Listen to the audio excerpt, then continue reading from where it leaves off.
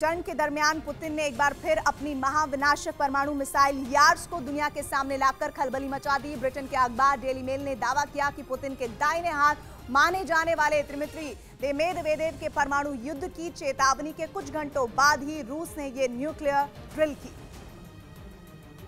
जिसे उसकी सेना ने पश्चिमी साइबेरिया के एक जंगल में अंजाम दिया।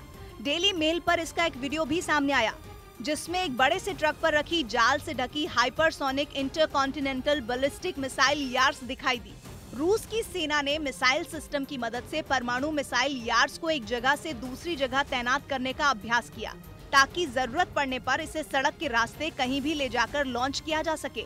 दावा है कि इस ड्रिल के जरिए रूस ने यार्स जैसी खौफनाक मिसाइल की ताकत दिखाने के साथ यूक्रेन की मदद कर रहे देशों को एक बार फिर परमाणु युद्ध का खौफ दिखा दिया। और ऐसा इसलिए क्योंकि पुतिन की इस मिसाइल की मार से ब्रिटेन और यूरोप के कई देश भी नहीं बच सकते। ये पुतिन के तरकश में मौजूद ऐसी महाशक्तिशाली मिसाइल है जिसका जवाब फिलहाल अमेरिका के पास भी नहीं है, क्योंकि यह करीब 25,000 प्रति घंटे की तेज रफ्तार के साथ दुश्मन पर टूट पड़ती है और उसे पूरी तरह तबाह कर देती है। रूस का दावा है कि उसकी इस मिसाइल को मार गिराने वाला एयर डिफेंस सिस्टम बना ही नहीं है। रूस की परमाणु मिसाइल यार्स बेहद घातक थर्मो न्यूक्लियर मिसाइल है, मतलब ये उड़ान भरने के लिए परमाणु ऊर्जा का इस्तेमाल करती है। और यही नहीं, इसकी रेंज 12,000 किलोमीटर है, यानी दुनिया के बड़े बड़े शहर रूस की इस मिसाइल की जद में है।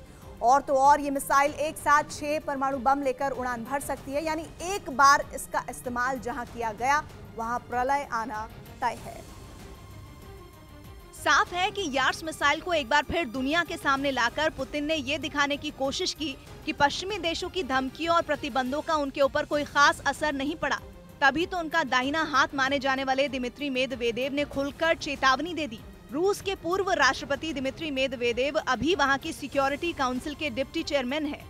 उन्होंने दावा किया कि आईसीसी यानी कि इंटरनेशनल क्रिमिनल कोर्ट में रूस के खिलाफ किसी भी तरह की कार्रवाई तबाही को बुलावा दे सकती है। पुतिन के करीबी मेदवेदेव ने इंटरनेशनल क्रिमिनल कोर्ट को सीधी धमकी दे दी कि परमाणु ताकत वाले देश अगर रूस के खिलाफ ऐसा कोई भी कदम उठाते हैं तो पूरी दुनिया के लिए घातक होगा।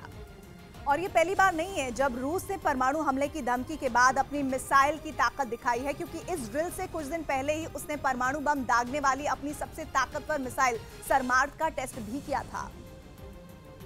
और रूस ने दावा किया था कि उसकी इस मिसाइल की रेंज में दुनिया का हर कोना है। रूस की सरमार्थ मिसाइल इतनी घातक है कि अमेरिका ने उसे शैतान नाम दे दिया।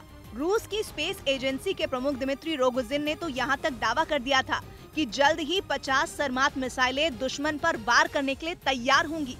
इसके साथ ही उन्होंने अमेरिका और नेटो को चेतावनी दे दी थी कि अगर उनकी सरमार्थ मिसाइल चल गई तो एक बड़े महाद्वीप का आधा हिस्सा उड़ा सकती है और ब्रिटेन जैसे देश का तो एक ही बार में दुनिया के नक्शे से नामो निशान मिटा सकती है।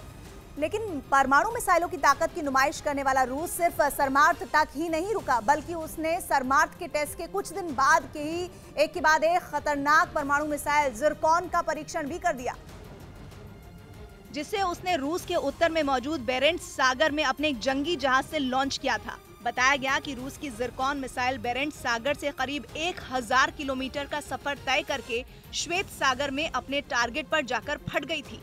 रूस की इस हाइपरसोनिक परमाणु मिसाइल की रफ्तार 11,265 किलोमीटर प्रति घंटा के करीब है। ये स्पीड इतनी ज्यादा है कि एयर डिफेंस सिस्टम भी रूस के इस हथियार का कुछ नहीं बिगाड़ पाएंगे। बल्कि दावे तो ये है कि रूस की मिसाइल के लॉन्च होने की भनक दुश्मन को तब जाकर लगेगी जब वो अपने शिकार का काम तमाम कर चुकी होगी। यानी रूस की ज़िरकॉन मिसाइल का मुकाबला नामुमकिन होगा। और अब रूस ने परमाणु मिसाइल यार्स की ताकत दिखाई, जिससे उसकी पश्चिमी देशों पर दबाव बनाने की रणनीति के तौर पर देखा जा रहा है।